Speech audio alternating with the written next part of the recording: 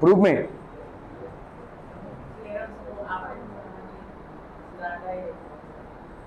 Theorems क्या क्या, हाँ तो करना पड़ेगा ना भाई।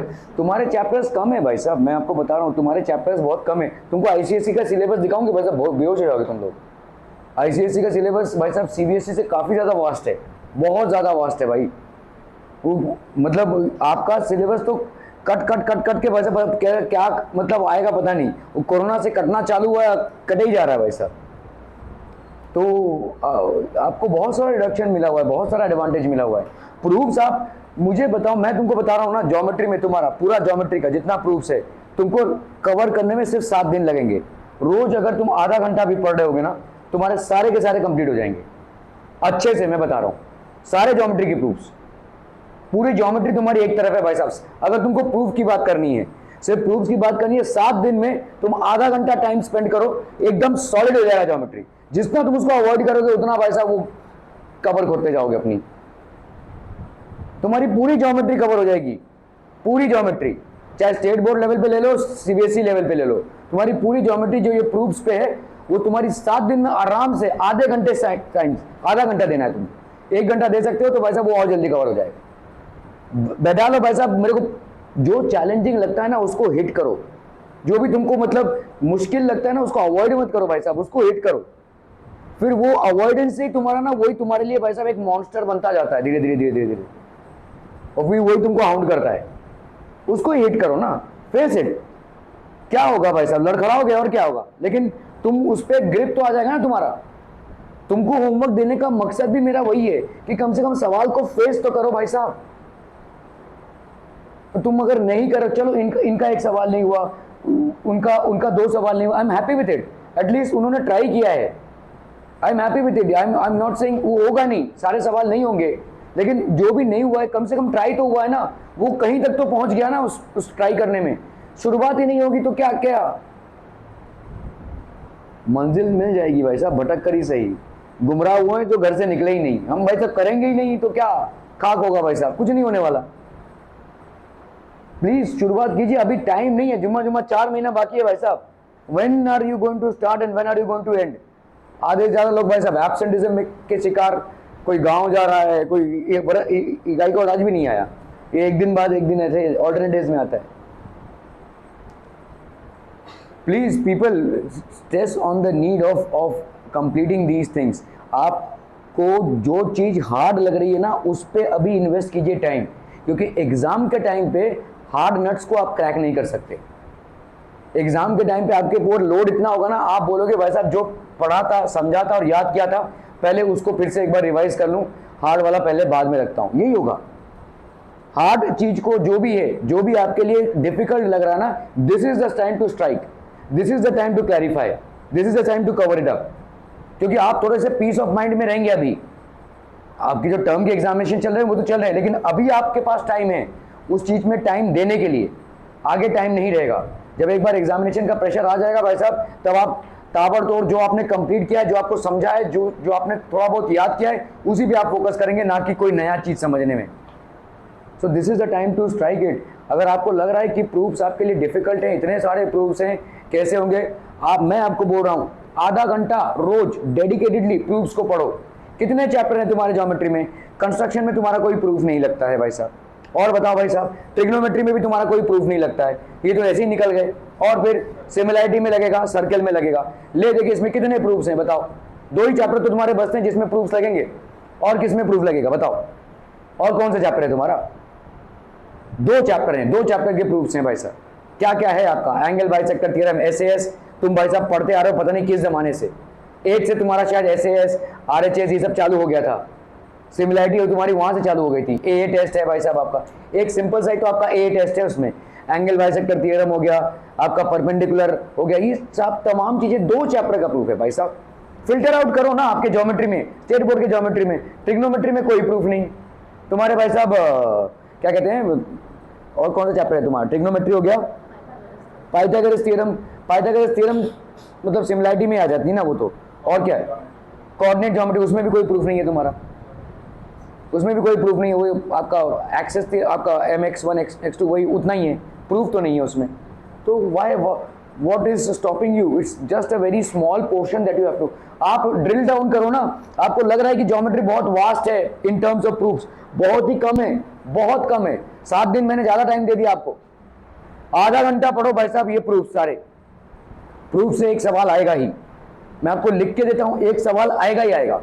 वो आपके चॉइस में आ रहा है कि नहीं वो मैं नहीं बता सकता, लेकिन आएगा ही। हर पेपर को उठाकर देख लो भाई साहब, सीबीएसई का उठाकर देख लो, स्टेट बोर्ड का उठाकर देख लो, प्रूफ एक सवाल आएगा आपका ज्योमेट्री में, और उसमें आपका जो टाइम लग रहा है बहुत कम है भाई साहब, कुछ भी नहीं है, आपको सिर्फ पढ़ना ही है उसको। एक बार पढ़ो, एक बार और पढ़ो, दूसरी बार खुद से ट्राई करो, आराम से हो जाएगा। It will get registered in your minds. और वही चीज आप फ्रीक्वेंसी में करते रहो।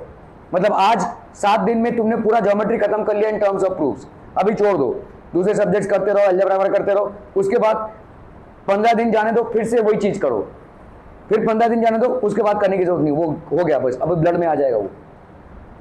तो कोई चीज मुश्किल है बोल के उसको छोड़ना है ऐसा नहीं है, कोई चीज मुश्किल है तो उसको टेक्निक से भाई साहब डेवलप करना है। तुम्हें क्या लगता है मेरे को ये सब प्रूफ्स याद है?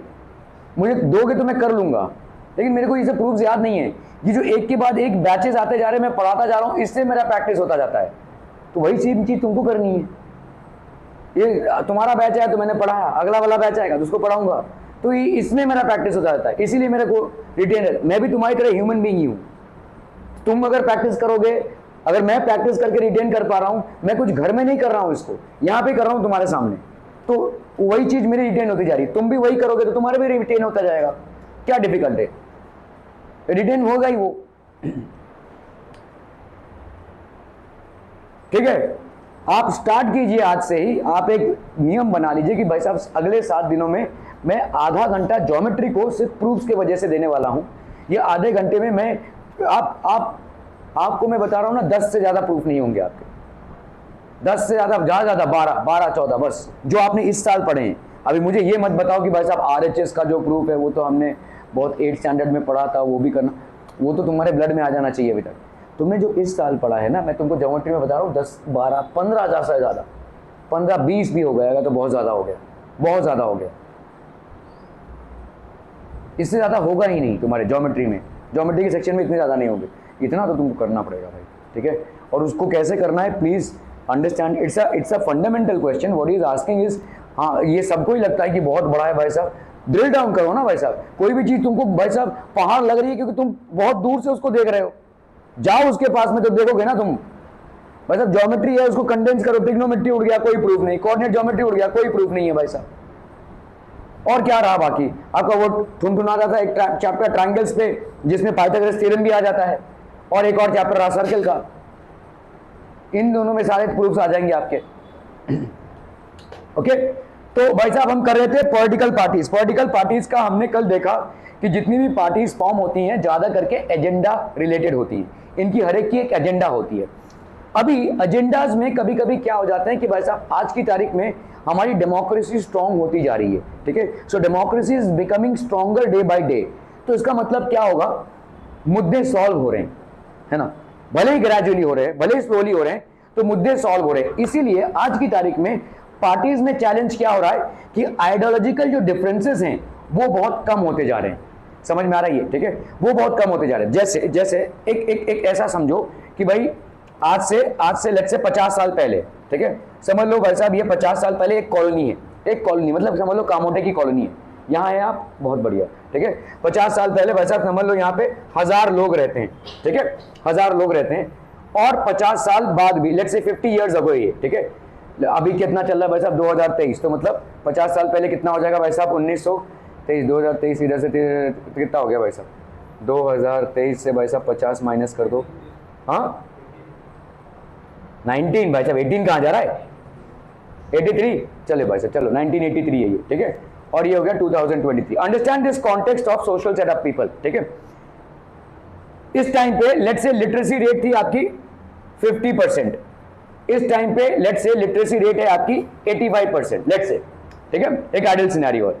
मैं अगर आपसे लिटरेसी रेट है भाई साहब, लिटरेसी रेट मतलब क्या होता है, पढ़ना लिखना जानना और समझना एक लैंग्वेज में, ठीक है, जिसको आता हो और जिसकी 7 साल की उम्र हो गई हो, ठीक है। मैं अगर आपसे पूछूं कि भाई साहब बताइए मुझे ग्रेजुएट्स, हाँ ग्रेजुएट्स का लिटरेसी से कोई लेना देना नहीं है, अगर आप लिटरेट हैं तो जरूरी नहीं कि आप ग्रेजुएट भी हो। आपको अगर एक भाषा पढ़नी, जाननी, लिखनी और समझनी आती है तो आप लिटरेट हैं, लेकिन आप ग्रेजुएट हो ये जरूरी नहीं है। बहुत सारे लोग बिना ग्रेजुएट हुए भी इसको कर सकते हैं, है ना। एक भाषा को जानना, लिखना, समझना, पढ़ना सबको लगभग आता ही है, ठीक है। ओके, मुझे बताओ यहां पे क्या ग्रेजुएट्स की संख्या भी बढ़ेगी? मैं आपको पूछ रहा हूं लिटरेसी रेट। फॉर एग्जाम्पल मैंने बताया कि भाई साहब आपका 1983 में था 50% और आज की तारीख में भाई साहब है 85%, ठीक है। ग्रेजुएट्स का कोई डिस्कशन यहां पे नहीं हो रहा है। क्या मैं आपसे पूछूं अगर कि भाई साहब क्या यहां पे ग्रेजुएट्स का जो लेवल है, मतलब percentage of people who are completing the graduation, will that also increase? That will also increase, ठीक है। आप बिना आंकड़े बताए ही इसको बता सकते हैं कि ये इंक्रीज होगा। इसी तरह से पॉलिटिकल सिस्टम में भी हमारा जैसे जैसे डेवलपमेंट होता जा रहा है, जैसे जैसे भाई साहब ईयर्स पास ऑन हो रहे हैं, हमारे सोसाइटियल इकोनॉमिकल में बहुत सारी चेंजेस आ रहे हैं, ठीक है, डेवलपमेंट हो रहा है। तो वो बहुत सारे मुद्दे, तो आज की समझ लो 1983 में हमारे जो बेसिक प्रॉब्लम्स थे उसमें भाई साहब पार्टी ए और पार्टी बी में डिफरेंस था। पार्टी बी बोल रहा है कि भाई साहब एजुकेशन स्ट्रांग होना चाहिए, पार्टी ए बोल रहा है भाई साहब इंफ्रास्ट्रक्चर स्ट्रांग होना चाहिए, ठीक है। 2023 तक लगभग इसके भी बहुत सारे प्रॉब्लम सॉल्व हो चुके हैं और लगभग इसके भी बहुत सारे प्रॉब्लम सॉल्व हो चुके हैं। अब इनके अंदर डिफरेंसेस कम हो जाएंगे, समझ में आ रहा है ये, ठीक है। अगर आप भाई साहब डेवलपमेंट बोल रहे हो तो शायद लोग आपकी ना सुने, ठीक है। आप भाई साहब एजुकेशन बोल रहे हो तो शायद लोग आपकी ना सुने, क्योंकि ये प्रॉब्लम लगभग कवर हो चुका है, ठीक है।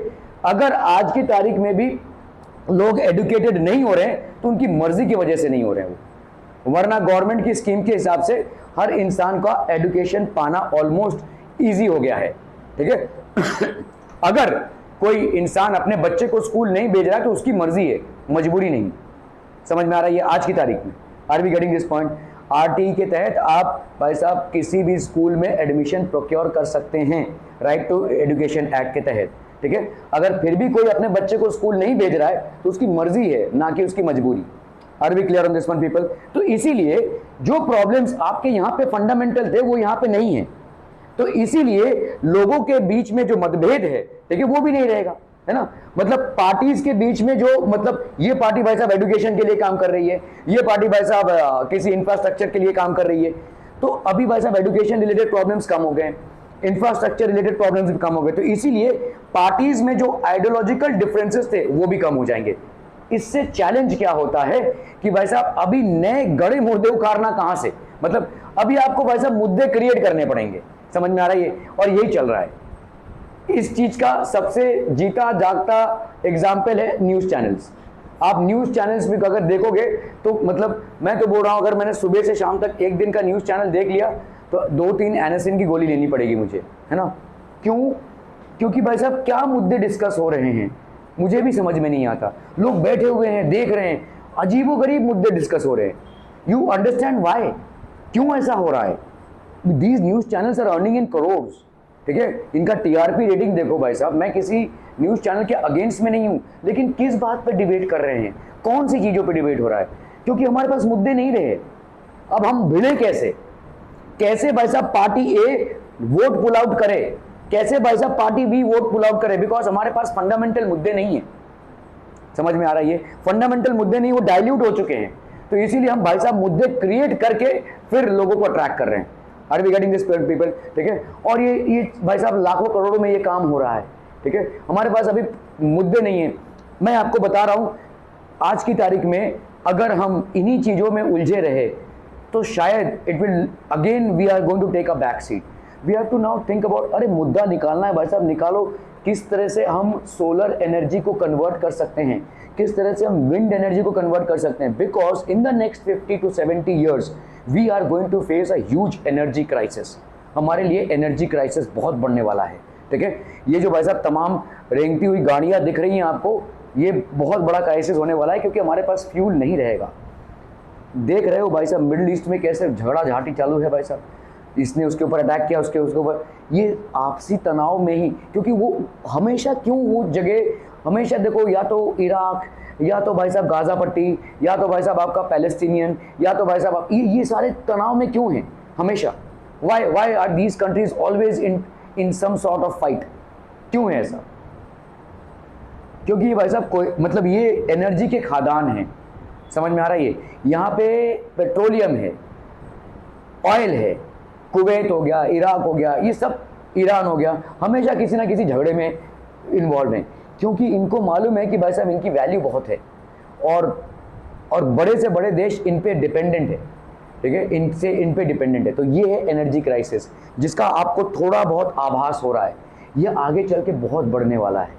ये energy crisis, we are going to get exhausted of our resources first of all, and secondly because of these miniature wars which are going to take a bigger turn, we are again going to face an energy crisis. So that should be our main motto कि भाई साहब अगले 5 सालों में हम कैसे इस चीज को सस्टेन कर लें, अगले 50 सालों में भाई साहब हम एकदम एक एनर्जी के हिसाब से मतलब एक सेल्फ रिलायंट कंट्री बन जाएं, कि हमारे अंदर ही ये विंड के रिलेटेड, आपको मालूम है कि एक स्कीम के तहत पूना हाईवे में एक प्लेट रखा गया है, उस प्लेट के ऊपर जितनी गाड़ियां जा रही हैं ना, क्योंकि एक्सप्रेस वे है, बहुत हाई स्पीड में गाड़ियां जाती हैं, तो उनकी एनर्जी बहुत ज़्यादा होती है, उस एनर्जी को, वो जो फटाक से उसके ऊपर से जा रहा है, उस एनर्जी को हम बेसिकली इलेक्ट्रिकल एनर्जी में कन्वर्ट कर सकते हैं।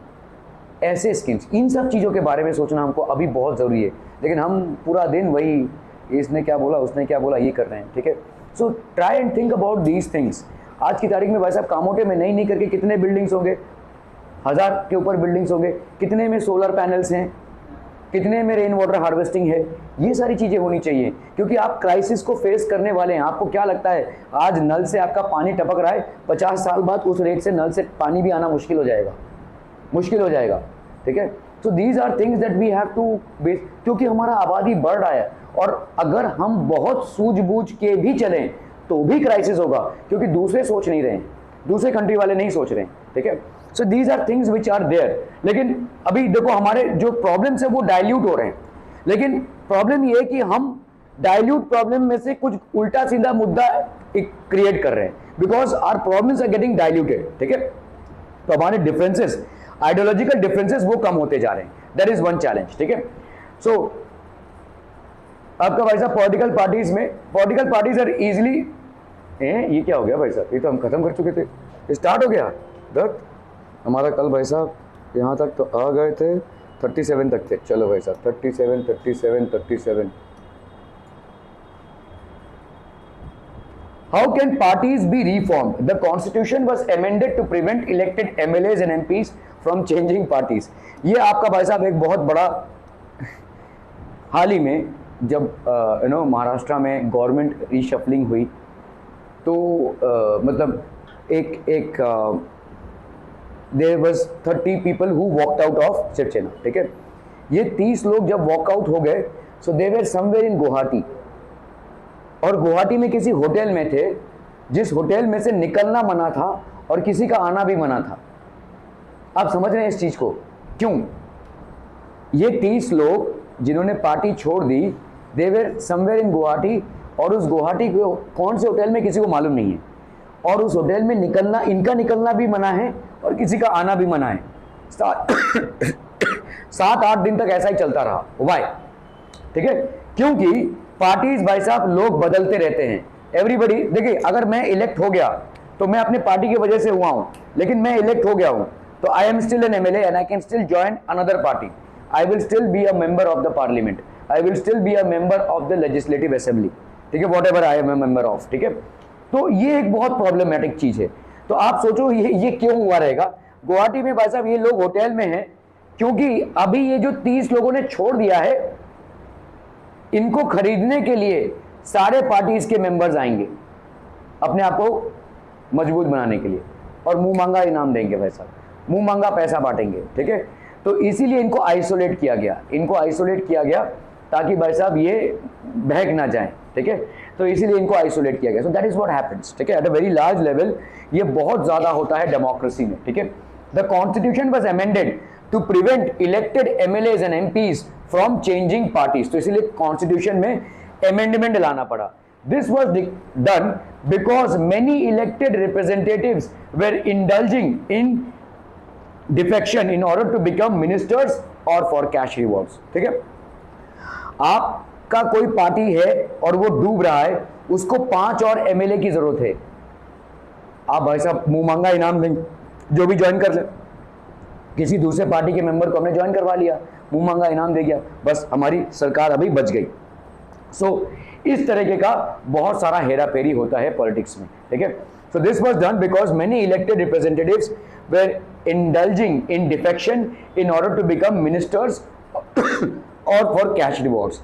एक एक इलेक्शन में इतना ज्यादा खर्चा होता है, लोग ट्रस्ट करके वोट देते हैं किसी इंसान को, वो बनता है एमएलए या वो बनता है एमपी।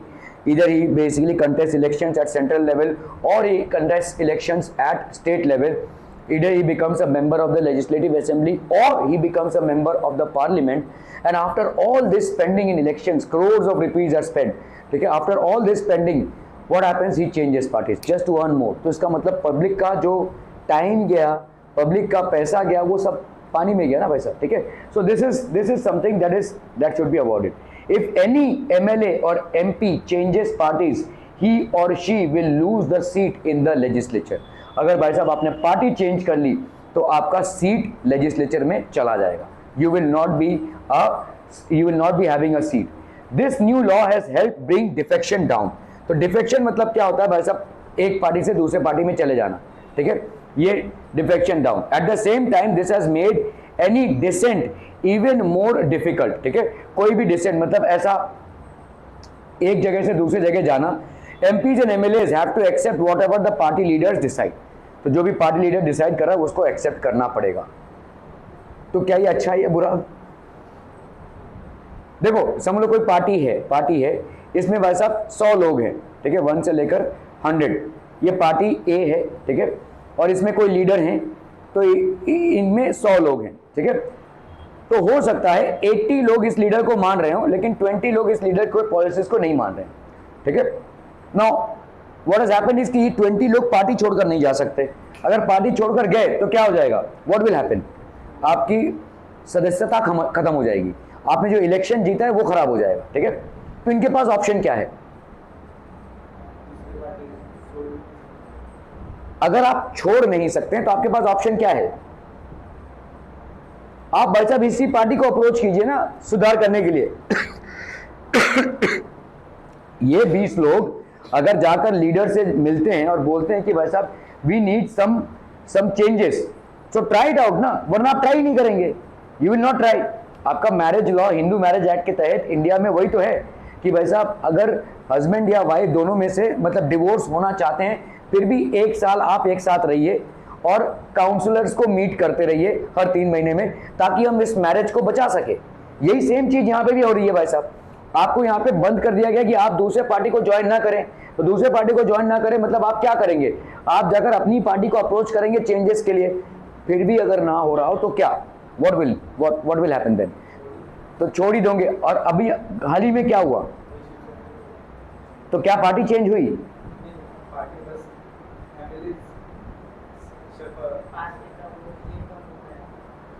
तो आपने भाई साहब नई पार्टी बना ली, ठीक है, आपने किसी दूसरे पार्टी को ज्वाइन नहीं किया। ये 30 लोगों ने क्या किया भाई साहब? एक नया पार्टी बना लिया, ठीक है, एक नया पार्टी बना लिया उसी नाम से एक नया पार्टी बन गया और उसको दूसरे पार्टी ने सपोर्ट कर दिया। तो ये कॉन्स्टिट्यूशन के साथ खेल रहे हैं, ठीक है। ये basically you are not avoiding constitution. अगर इन्हीं 30 लोगों ने छोड़कर दूसरी पार्टी को ज्वाइन कर लिया होता तो प्रॉब्लम होता था। समझ में आ रहा है? ये 30 लोगों ने भाई साहब एक एक करके छोड़ के, अगर समझ लो कोई भी ABCD कोई भी पार्टी ज्वाइन कर लिया होता तो कोई फायदा नहीं भाई साहब, they would have lost their seat in legislature. Now what happened, these 30 people they came out, they formed a separate party and the ruling party is backing that party. तो भाई साहब एज पर द कॉन्स्टिट्यूशन है, it is not violating the constitution, ठीक है, clear है? Okay, सो ये आपका एक बहुत बड़ा मुद्दा है। The supreme court passed an order to reduce the influence of money and criminals, ठीक है। Now it is mandatory for every candidate who contests elections to file an affidavit giving details of his property and criminal cases pending against him। तो जब भी आप elections conduct करते हैं, ठीक है, तो पहली बात तो आपको पूरी प्रॉपर्टी की जानकारी देनी पड़ेगी इलेक्शन कमीशन को। आपके कितने करोड़ के प्रॉपर्टी है, क्या आपका लैंड है, क्या बैंक बैलेंस है, क्या म्यूचुअल फंड है, क्या इन्वेस्टमेंट्स हैं, ये सारी जानकारी आपको देनी पड़ेंगी। एक दूसरा, कितने भी आपके अगेंस्ट में पुलिस केसेस जो भी हैं वो सारी की जानकारी भी आपको देनी पड़ेगी, ठीक है। कोर्ट केसेस जो भी हैं वो सब आपको जानकारी देनी पड़ेगी, तो आपके बारे में सब कुछ, because you are going to be a people's leader tomorrow, ठीक है। And you can basically use your power to do things in the right way or even in the wrong way. So if people are trusting you, then you have to be trustworthy in the first place, ठीक है। So it is mandatory for every candidate who contests elections to file an affidavit giving details of his property and criminal cases pending against him. ये आपका नियम हो गया है, ठीक है। The new system has made a lot of information available to the public, और ये information public को available है।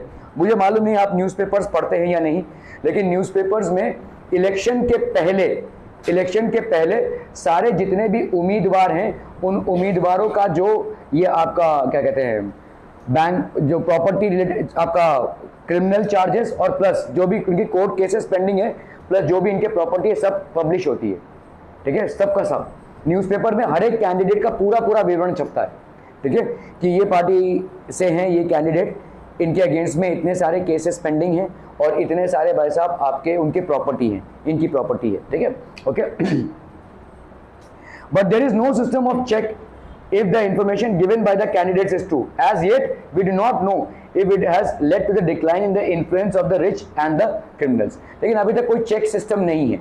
आप फर्निश कर सकते हैं, आप हो सकता है भाई साहब 20,000 करोड़ प्रॉपर्टी के मालिक हों लेकिन आप 20 करोड़ ही दिखा रहे हैं, ठीक है। there is no system to check that, ठीक है, okay. The Election Commission passed an order making it necessary for political parties to hold their organizational elections and file their income tax returns. अभी आप check कर सकते हैं, ठीक है, क्योंकि इनकम टैक्स जो है जैसे आप रिटर्न फाइल करते हैं तो उसमें आपका पता चल जाता है आपका बैंक बैलेंस कितना है, कितना लेजिटिमेट पैसा है आपके पास, ठीक है। तो इलेक्शन कमीशन ने क्या बोला, passed an order making it necessary for political parties to hold their organisational elections and file their income tax returns. तो मतलब देखो पहला समस्या क्या है कि लोग छोड़कर जा रहे हैं, पार्टीज को छोड़कर जा रहे हैं, है ना। तो इस समस्या के निपटने के लिए इलेक्शन कमिश्नर ने बोला कि भाई साहब हर एक पार्टी को अपना इलेक्शंस कंडक्ट कराना पड़ेगा, मतलब पार्टी के अंदर ही इलेक्शंस मीटिंग्स ये सब कंडक्ट करानी पड़ेंगी। Political parties to hold their organisational elections, अपनी ही पार्टी के अंदर इलेक्शंस करवाने पड़ेंगे, कौन फिट है, ठीक है, राय लेनी पड़ेगी, ये सब करना पड़ेगा। और plus file their income tax returns, अपने इनकम टैक्स रिटर्न्स इनको फाइल करने पड़ेंगे, ठीक है। Suggestions to reform the political parties, a law should be made to regulate the internal affairs of political parties.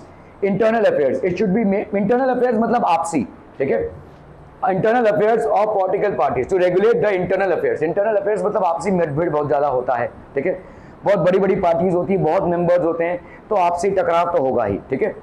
It should be made compulsory for political parties to maintain a register of its members to follow its own constitution. तो इनका खुद का एक constitution होना चाहिए कि भाई हम इस तरह से कार्रवाई करेंगे, इस तरह से काम करेंगे, ठीक है।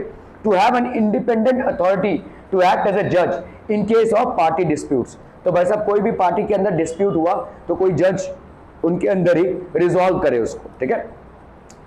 To hold open elections to the higher post, और जो हायर पोस्ट हैं पार्टी के अंदर, जो मजबूत वाले पोस्ट हैं, जो डिसीजन मेकिंग पोस्ट हैं, तो उनके लिए बाकायदा इलेक्शंस हो, ठीक है, बाकायदा भाई साहब इलेक्शंस हो। It should be made mandatory for political parties to give a minimum number of tickets, about 1/3 to women candidates. तो women candidates को इनको देना पड़ेगा, ठीक है। Okay, there should be state funding of elections. तो state भाई साहब elections को fund करना चाहिए। The government should give parties money to support their election expenses, ठीक है। तो गवर्नमेंट भाई साहब पार्टीज को पैसे देने चाहिए ताकि इलेक्शन एक्सपेंसेस को कवर कर सकें, ठीक है। The support could be given in kind में भी, मतलब पैसे ना देकर काइंड में भी, पेट्रोल, पेपर, टेलीफोन एक्सेट्रा, ये सब भाई साहब गवर्नमेंट देती है, ठीक है। पेट्रोल प्रोवाइड करना, पेपर प्रोवाइड करना, टेलीफोन, और it could be given in cash on the basis of the vote secured by the party in the last elections. तो गवर्नमेंट ये सारी चीजें करवा सकती है। अगर ये नहीं कर रही है, गवर्नमेंट नहीं कर रही है, गवर्नमेंट बाउंड नहीं है, कॉन्स्टिट्यूशन नहीं, ये सजेशन है। क्यों सजेशन है ऐसा? जितना भी इलेक्शन का खर्चा है जो रूलिंग गवर्नमेंट है वो बेयर करे, ऐसा सजेशन है। लेकिन ऐसा हो नहीं रहा है। ऐसा सजेशन क्यों है? देखो कैसा होता है कि भाई साहब समझो जैसे हमारे साहिल खाड़के हैं, ये इलेक्शन लड़ रहे हैं, ठीक है।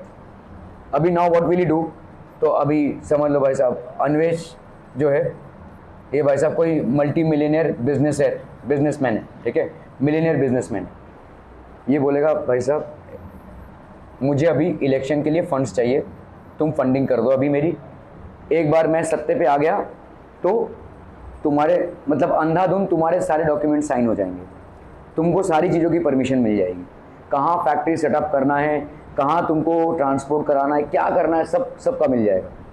तो अन्वेष इन्वेस्ट करेगा इसमें, है ना, उसको दिख रहा है भाई साहब आज मैं 5 करोड़ यहाँ पे लगाऊंगा, कल उसी बूते भाई 20 करोड़ कमाऊंगा, ठीक है। तो ये होता है, ठीक है।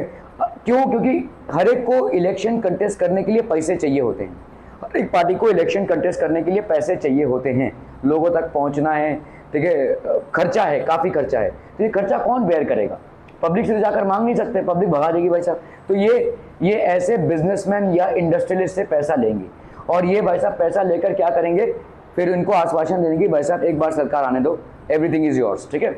सो इस चीज को कर्व करने के लिए ये सजेशन दिया जा रहा है कि let government take care of all election expenditures, ठीक है, जितने भी आपके इलेक्शन के एक्सपेंडिचर्स हैं वो पैसा गवर्नमेंट से जाना चाहिए, ताकि भाई साहब कोई ऐसा ये चीज ना हो, ये साठगांठ ना हो पाए, ठीक है, क्लियर है। If and when these are accepted, these should lead to some improvement, but we must be careful about legal solutions to political problems. Over regulation of political parties can be counterproductive. अगर हम ज़्यादा political parties को regulate करने जाएंगे तो free thinking नहीं हो पाएगी, ठीक है, फिर मतलब काउंटर प्रोडक्टिव हो जाएगा, वो उतना प्रोडक्टिव नहीं होगा। They have to think freely, ठीक है, because they are leaders of the nation. This would force all parties to find ways to cheat the law. Law को जितना आप भाई साहब स्ट्रिक्ट बनाने जाएंगे उतना ही एफर्ट होगा कि इसको कैसे चीट किया जाए, ठीक है। जितना ज़्यादा आप स्ट्रिक्ट होने जाएंगे उतना ही ज़्यादा देखो 2 तरीके हैं, आप भाई साहब मैं बहुत ज़्यादा स्ट्रिक्ट हो जाऊँ आपके साथ आपके एग्जामिनेशन के टाइम पे, समझ लो आपके स्कूल में बहुत ज़्यादा स्ट्रिक्ट हो गए तो आपको क्या लगता है चीटिंग बंद हो जाएगी? इससे चीटिंग बंद नहीं होगी, ठीक है। हाँ, लेकिन अगर हम धीरे धीरे बच्चों के माइंड में ये डालें कि चीटिंग से आप कहीं तक पहुंचने नहीं वाले, ठीक है, धीरे धीरे अगर इस चीज़ को ग्रेजुअली अगर हम समझाएं कि हो सकता है आज आप थोड़े से मार्क्स अच्छे ला रहे हो स्कूल के टेस्ट में, लेकिन कल को जब आप बोर्ड्स देंगे या कल परसों जब आप कॉम्पिटिशन के एग्जामिनेशन में बैठेंगे then you will fall flat on your faces, then there is. तो इस तरह से धीरे धीरे ग्रेजुअल चेंज अगर हम लाएंगे तो बच्चा खुद ही शायद चीटिंग करना बंद कर दे, ठीक है। लेकिन उसके मुंह के ऊपर भाई साहब सीसीटीवी कैमरा लगा कर रखा, हर बच्चे के मुंह के ऊपर सीसीटीवी कैमरा लगा कर, अगर ऐसा इंतजाम हमने किया तो तुमको क्या लगता है कि जो चीटिंग करते हैं वो रुक जाएंगे? नहीं रुकेंगे, वो कोई ना कोई तोड़ लगा ही लेंगे, they will find some solution, ठीक है। सो अगर हम इसी तरह से पॉलिटिकल पार्टीज पे भी बहुत स्ट्रिक्ट होने लगे तो वो कोई ना कोई तोड़ लगा ही लेंगे लॉ को चीट करने का, ठीक है। They will find out some way. Besides, political parties will not agree to pass a law that they do not like. ठीक है? Ways to reform. There are 2 other ways in political parties can be reformed. Firstly, people can put pressure on political parties. तो लोग जो है तो political parties पे pressure डाल सकते हैं, ठीक है, पेटिशंस फाइल कर सकते हैं। पेटिशंस मतलब आपके कोर्ट में पेटिशन फाइल करना, ठीक है, पेटिशंस फाइल कर सकते हैं भाई साहब, पब्लिसिटी कर सकते हैं, ठीक है, एजिटेशंस कर सकते हैं, विद्रोह कर सकते हैं, ये सारे अकॉर्डिंग टू कॉन्स्टिट्यूशनल नेटवर्क है, ठीक है। आप यहाँ पे कहीं भी लॉ को डीबार करते हुए कुछ नहीं कर रहे हैं। Ordinary citizens, pressure groups and movements and the media can play a very important role in this, ठीक है। If political parties feel that they would lose public support by not taking up reforms, they would become more serious about reforms. तो ये भाई साहब, तो पहली बात तो if political parties feel that they would lose public support, public हमको support नहीं करेगी या अगले इलेक्शन में नहीं जिताएगी, तो they would मतलब जग मार के उनको रिफॉर्म्स करना पड़ेगा, जग मार के उनको भाई साहब कुछ समाज में सुधार लाना ही पड़ेगा ताकि अगले इलेक्शन तक वो टिके रहें, ठीक है। Secondly, political parties can improve if those who want this join political parties, ठीक है। तो जो लोग भी भाई साहब चेंजेस चाहते हैं, अगर वो ही खुद पॉलिटिकल पार्टीज को ज्वाइन कर लें तो ये चीजें इंप्रूव होंगी। The equality the quality of democracy depends on the degree of public participation. आपका पार्टिसिपेशन सिर्फ वोट देने तक नहीं है, आपका पार्टिसिपेशन सिर्फ टैक्स भरने तक नहीं है, इसमें एक्टिवली आपको पार्टिसिपेट करना पड़ेगा। You have to basically do a public participation. The quality of democracy, democracy की जो क्वालिटी है वो डिपेंड करती है कि किस डिग्री तक आपने पब्लिक ने पार्टिसिपेट किया है, ठीक है। मतलब सिर्फ वोट देकर आके छोड़ दिया भाई साहब, वैसा नहीं। पब्लिक पार्टिसिपेशन क्या इससे ज्यादा भी आप कुछ कर सकते हैं, क्या वोट देने से ज्यादा भी डेमोक्रेसी में कुछ ज्यादा आप कर सकते हैं क्या?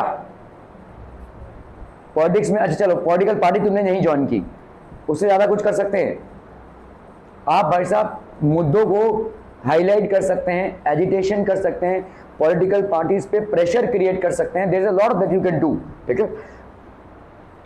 It is difficult to reform politics if ordinary citizens do not take part in it and simply criticize it from the outside। तो भाई साहब ज़्यादा करके आज की तारीख में देखा जा रहा है, स्पेशली शहरी इलाकों में, जब लोग पढ़े लिखे हो जाते हैं, नौकरी चाकरी कर रहे हैं भाई साहब और अच्छा खासा कमा ले रहे हैं, उनका पॉलिटिक्स से कोई लेना देना नहीं रहता है, दे हार्डली पार्टिसिपेट, ठीक है? उसी में एक वोट देकर आएंगे या तो वो भी नहीं देंगे, ठीक है? इससे भाई साहब चीज़ें डिफिकल्ट होने वाली हैं, ठीक है? अगर आप भाई साहब एक्टिवली नहीं पार्टिसिपेट कर रहे हैं तो ये और सिर्फ उसका क्रिटिसाइजिंग करने जाएंगे तो that is not going to lead you anywhere. So please actively participate करना बहुत जरूरी है, ठीक है? The problem of bad politics can be solve by more and better politics. तो जो प्रॉब्लम है बैड पॉलिटिक्स का, उसको हम कैसे सॉल्व कर सकते हैं? By more and better politics. तो ये सब आपके भाई साहब सजेशंस थे, ओके? इसी से साथ हम इस चैप्टर का समापन करते हैं। अभी हम देखते हैं भाई साहब कोई दूसरा चैप्टर, नहीं यही वाला चैप्टर देखेंगे। तो यहाँ पे हम पॉलिटिकल पार्टीज को थोड़ा सा आपके पर्सपेक्टिव से देख लेते हैं, ठीक है? So what are the meaning of, तो इंट्रोडक्शन भाई साहब, मीनिंग क्या होता है? When people from organisations with objectives of achieving political power and participate in the electoral process, such organisations are called political parties. इस तरीके के ऑर्गेनाइजेशंस को हम क्या बोलेंगे भाई साहब? पॉलिटिकल पार्टीज, ठीक है? Describe as a group of people who aim to contest elections, ठीक है, win elections and get power and establish the government of their party.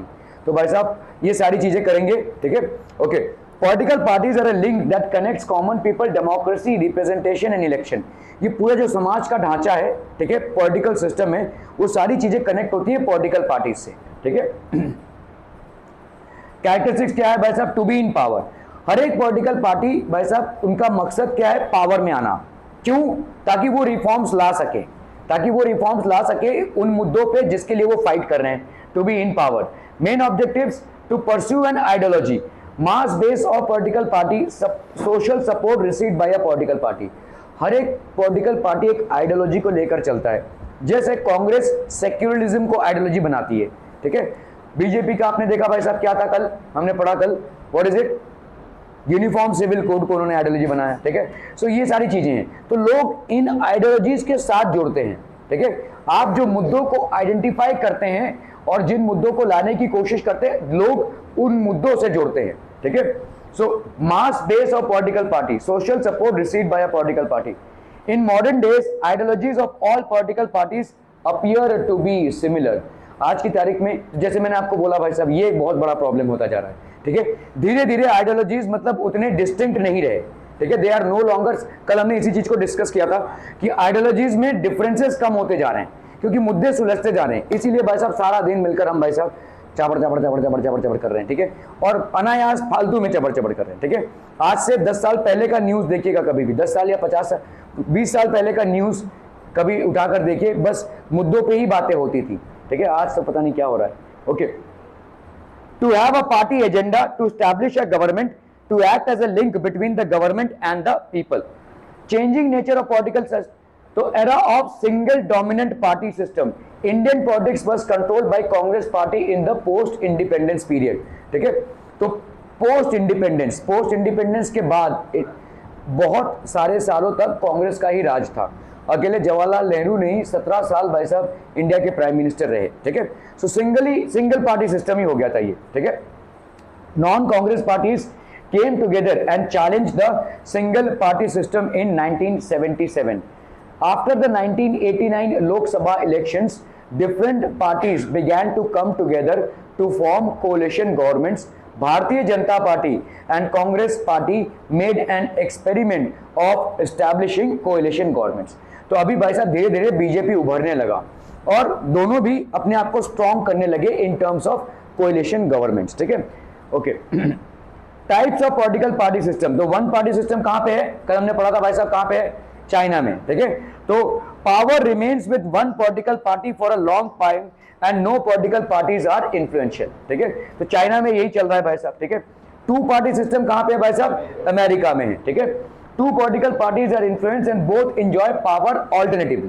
तो आपने देखा भाई साहब मॉडरेट्स एंड डेमोक्रेटिक, ये भाई साहब चल ही रहा है, ठीक है, alternatively two party system, multi party system that exist in India, many political parties compete for political power and more or less they are equally influential, ठीक है, तो सबके सब भाई साहब equally influential है। ओके ओके ओके, सो भाई साहब देखते हैं हम यहाँ पे, the most important link that connects common people, democracy, representation and elections is a political ideology, political party, political procedure or political movement, so it will be political party.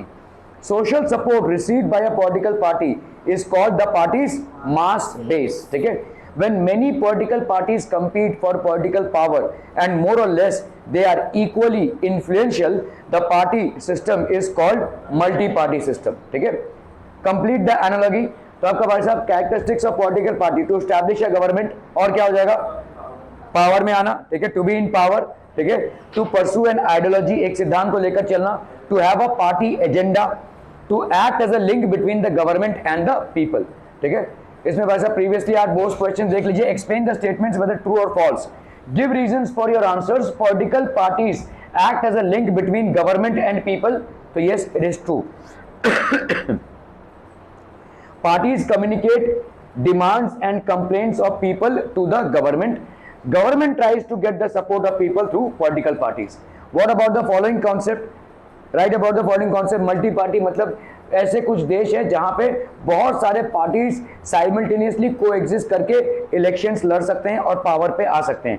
Many political parties compete for political power and more or less they are equally influential. After the Lok Sabha elections, तो 1989 तक लगभग बहुत बड़ा एक कांग्रेस का दबदबा रहा, ठीक है, और बाकी सारे पार्टीज उतना भाई साहब फोर फ्रंट पे नहीं आ पाई, लेकिन 1989 के बाद काफी बड़ी मात्रा में पार्टीज आने लगी, ठीक है। Okay, so after the Lok Sabha elections in 1989 several parties began to come together to form a coalition government, ठीक है। नेशनल पार्टीज भाई साहब क्या है, ये कंडीशन क्या है नेशनल पार्टी की, नेशनल पार्टी की कंडीशन कल हमने पढ़ी थी, क्या थी भाई साहब, 6% लेजिस्लेचर सीट्स चाहिए, 2 बार जीतनी चाहिए पार्टी, और ओके, तो आपका भाई साहब, a political party should minimum 6% of valid votes in 4 और more state in the earlier Lok Sabha और state assembly elections and minimum 4 members should be elected in the Lok Sabha from any state और states in the earlier elections. ये हमने कल भी पढ़ा था भाई साहब, ठीक है। ओके, और क्या है भाई साहब, the candidates of the party should be elected for minimum 2% constituencies out of total Lok Sabha constituencies for a minimum 3 states, ठीक है। कितने टोटल लोकसभा कॉन्स्टिट्यूंसीज है, अप्रोक्सीमेटली 543, ठीक है। इसका 2% भाई साहब उनको होना चाहिए, ठीक है, ज्यादा करके यही पहला वाला ही लागू होता है, ठीक है। और 2% of the constituencies out of the Lok Sabha constituencies from a minimum of 3 states, national level पे अगर आपको आना है तो, ठीक है, नेशनल लेवल पे आना है। So some important national parties, Indian National Congress, established in 1885. Congress was an all-comprehensive movement working for national independence.